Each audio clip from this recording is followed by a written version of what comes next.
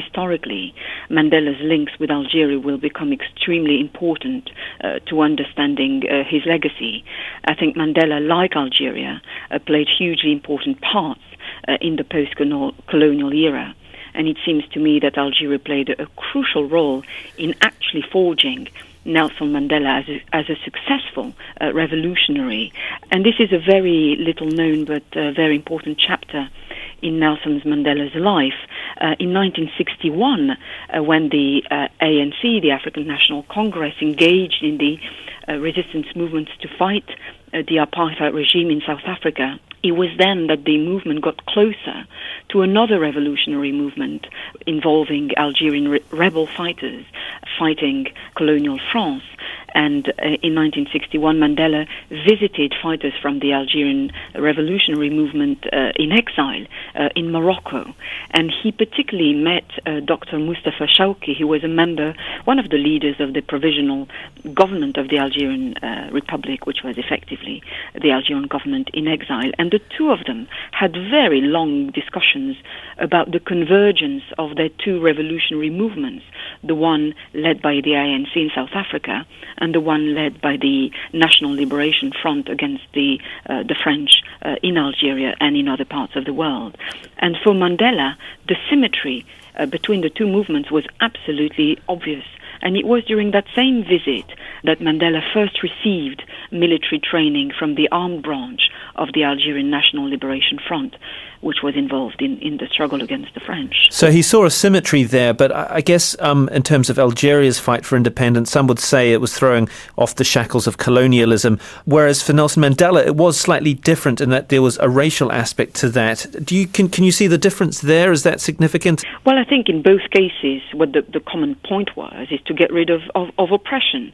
In fact, Algerians were very much treated by their colonial masters at the time like second-class citizens, or even worse, they were not French citizens, of course, and that was also what motivated their struggles to, gain rights as individuals and as citizens and become an independent nation. And that's precisely why that the Algerian Liberation Front leaders not only trained Mandela and ANC members militarily, but they also supported them financially in their fight against apartheid.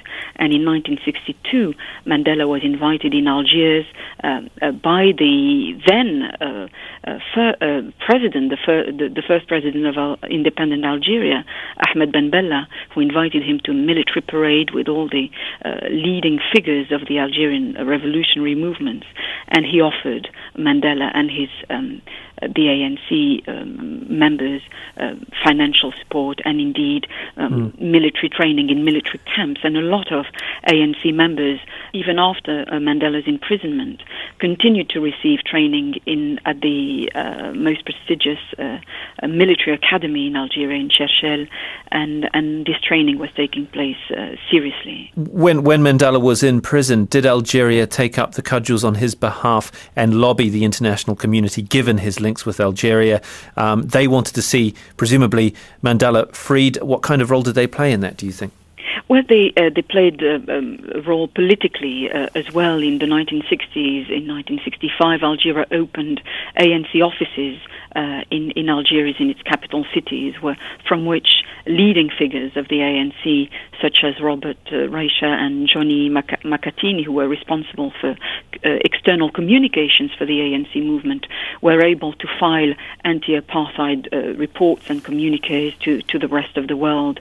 And even the current South African President Jacob Zuma, who was of course fighting the same cause as Nelson Mandela, he regularly visited Algeria in the 70s and 80s to get support, and he was even granted an Algerian passport to facilitate his movements. Diplomatically, Algeria also played a role in highlighting the struggle of those suffering the apartheid regime. In 1974, the Algerian Foreign Affairs Minister Abdelaziz Bouteflika, now Algeria's president, who was also president of the United Nations General Assembly, he was responsible for ruling out apartheid South Africa from the United Nations 29th session. And it was such a blow for South Africa that it didn't take its seat at the UN right up until 1991 when the apartheid regime came to an end.